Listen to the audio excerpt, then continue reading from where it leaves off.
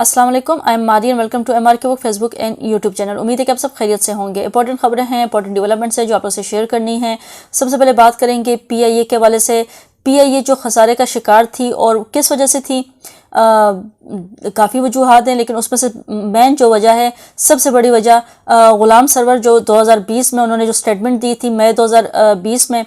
اس statement کے بعد سے جو ہے وہ اب تک ان 4 سالوں میں پی آئی اے نے 250 جو ہے ارب کا نقصان کیا ہے۔ یہ سارا جو نقصان ہے اس ایک سٹیٹمنٹ کی وجہ سے ہے جو غلام سرور نے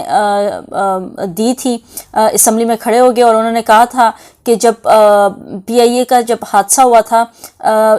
لاہور سے اسلام آباد جاتے ہوئے، جو کریش کیا تھا پلین، اور اس پلین کے کریش کرنے کے بعد پی آئی اے کے ملک بھر میں جو ہے کافی احتجاج ہوا، اور اس کے بعد جو ہے وہ جو فیڈرل منسٹر ہیں ایویشن کے اس وقت کے 2020 میں جب غلام سرور تھے، انہوں نے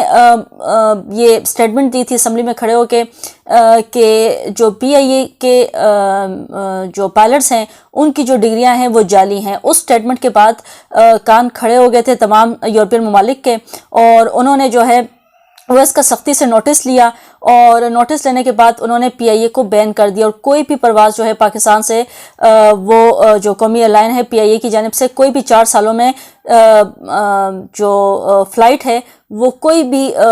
نہیں گئی یورپی کنٹریز میں، اور مکمل طور پر یورپی یونین کی جانب سے بین تھا کہ کوئی بھی فلائٹ نہیں آئے گی، پی آئی اے لے کر کوئی فلائٹ نہیں آئے گا یورپی کنٹریز میں۔ لیکن اب جو ہوا ہے وہ نئی ڈیولپمنٹ ہوئی ہے اس میں، اور ڈیولپمنٹ یہ ہوئی ہے کہ اس پہ سے ایک منتھ پہلے ہم نے دیکھ لیا تھا کہ بین اٹھا لیا گیا تھا یورپی یونین کی جانب سے، جو بین لگا تھا پی آئی اے کے اوپر وہ بین اٹھا لیا گیا، اور آج جو ہے وہ فائنلی یورپ کی جانب یعنی پیرس جو ہے وہاں پر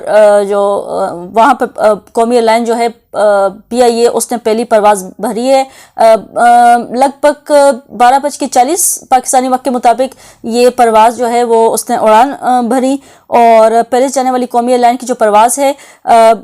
وہ پی کے 749 نے کہتے ہیں کہ آج فلائٹ اپنی جو ہے اس کا آغاز کر لیا ہے پیرس جانے کا، اور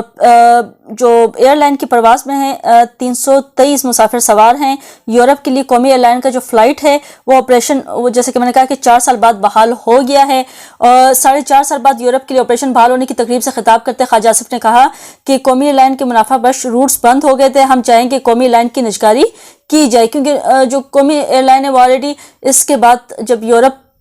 پہ ان کا بین لگا تو بہت خسارے میں جو ہے وہ یہ ایئر لائن چلی گئی تھی۔ خیر، قومی ایئر لائن ہماری شناخت ہے، خواجہ آصف کہتے ہیں کہ جسے ہمیں محروم کر دیے گئے تھے۔ پیرس جانے والی قومی ایئر لائن کی پرواز کی 100% جو ہے وہ بکنگ کی گئی تھی۔ وزیر دفاع کا کہنا تھا قومی ایئر لائن پاکستانیوں کی میت بغیر کسی چارجز کے جو ہے وہ مفت لے کر آتی تھی، لیکن فلائٹ آپریشن بند ہونے سے اوورسیز پاکستانی اس سہولت سے محروم ہو گئے تھے۔ خیر، دوبارہ سے جو ہے وہ کہتے ہیں یورپ کی فضا میں جو پاکستانی پرچم ہے وہ لہرایا جائے گا، اور فخر کی بات ہے یہ پاکستان کے لیے۔ اور ساتھ ہی یہ بھی کہا خواجہ آصف نے کہ ایک غیر ذمہ دارانہ جو بیان ہے اس کے بعد سے بہت نقصان جو ہے وہ پی آئی اے کو اٹھانا پڑا ہے، اور پاکستان کے اوپر بھی خیر یہ ایک سوالیہ نشان تھا، جس سے غلام سرور نے جو ہے وہ غیر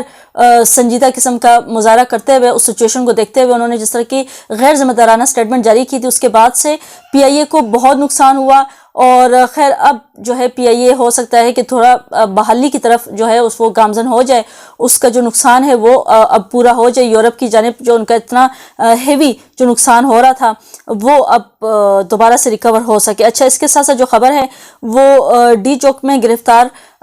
جو مظاہرین ہیں ان کے حوالے سے ہے۔ انسدادی دہشت گردی عدالت نے ڈی چوک احتجاج کرنے والے کے متعلق 200 سے زائد مظاہرین کی درخواستوں پر جو محفوظ فیصلہ تھا گزشتہ روز محفوظ کیا گیا تھا، آج وہ سنا دیا گیا ہے، اور یہ مقدمات کہتے ہیں کہ جیسے کہ ملکی سیاسی صورتحال کے تناظر میں اہمیت رکھتے ہیں، تو عدالت نے 150 ملزمان کی ضمانت منظور کرتے ہوئے 24 ملزمان کی ضمانت جو ہے وہ خارج کر دی ہے۔ اس سے قبل جو انسدادی دہشت گردی عدالت ہے اسلام آباد کے، انہوں نے 26 نومبر کے احتجاج کے متعلق درج 13 مقدمات میں 250 سے زائد ملزمان کی درخواست ضمانت جو ہے وہ منظور کر لی تھی۔ تو خیر یہ بڑی ایک اہم ڈیولپمنٹ تھی۔ اس کے ساتھ جو ہے وہ سپریم کورٹ میں خصوصی جو عدالتوں کے کیس کی سماعت جو ہے وہ آج ہوئی، جس میں جسٹس امین الدین خان کی سربراہی میں 7 رکنی جو ہے لارجر بینچ نے سماعت کی، اور جو وزارت دفاع کے وکیل ہیں خواجہ حارث، انہوں نے دلائل دیے، اور دلائل کے ساتھ جو ہے وہ سماعت کے دوران ہی جسٹس جمال خان مندوخیل نے جو ہے وہ سوالات اٹھائے، اور جو سوال اٹھائے انہوں نے کہا کہ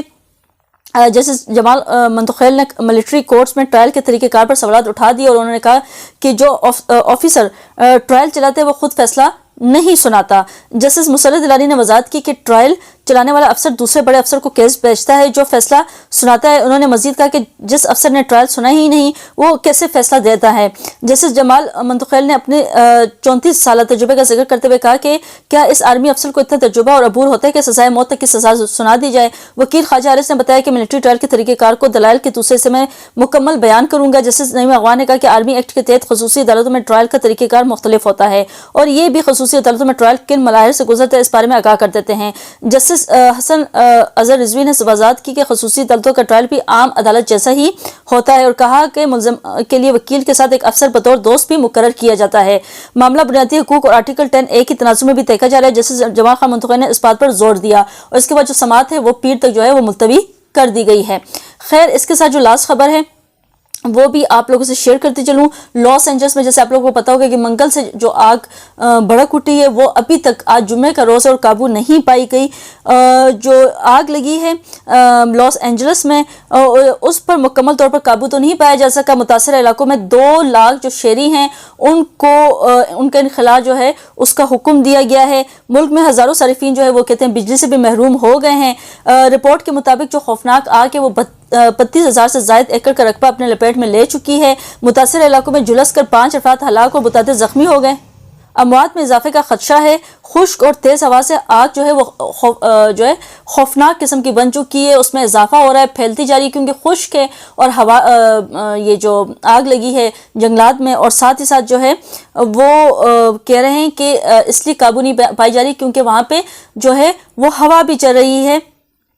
ہوا کی وجہ سے جو آگ ہے وہ مزید پھیلتی جا رہی ہے۔ امریکی حکام کے مطابق اس وقت ہالی ووڈ ہلز، پاسا ٹیٹا سمیت 6 مقامات پر تاحال جو ہے آگ لگی ہوئی ہے۔ امریکہ میڈیا کے مطابق 2000 سے زائد گھر اور عمارتیں راکھ کا ڈھیر بن چکی ہیں۔ آگ سے نقصانات کا ابتدائی تخمینہ $50 ارب سے زائد ہو چکا ہے، تو آگ قابو نہیں پائی جا رہی۔ اللہ خیر کرے اور آگ جو ہے وہ جلد سے جلد قابو پا لی جائے۔